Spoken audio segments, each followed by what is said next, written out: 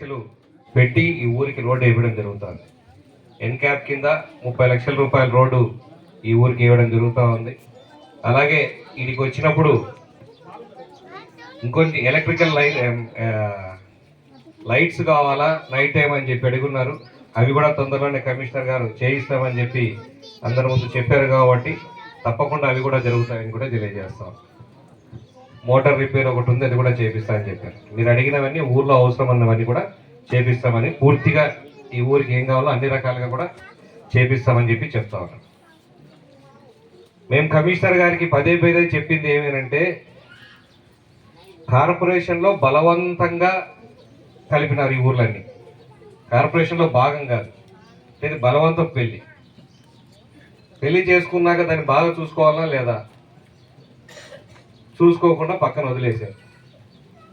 చాలా ఏళ్ళగా area wise పెద్దగా ఉంటుంది, డెవలప్మెంట్కి చాలా తక్కువ ఉంటుంది. అక్కడ ఇంత చిన్న ఏరియాకు అంతే ఫండ్స్ ఇస్తారు, ఇంత పెద్ద ఏరియాకు అదే ఫండ్స్ ఇస్తారు.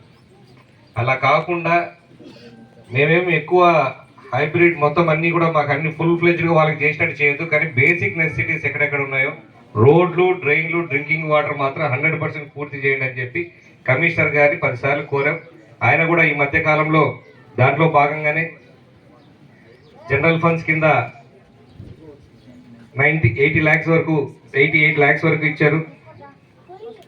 అట్లే 15th ఫైనాన్స్లో కూడా 1,22,00,000 ఒక కార్పొరేషన్ ఏరియాలో 2,40,00,000తో ఈ పనులు జరుగుతూ ఉన్నాయి.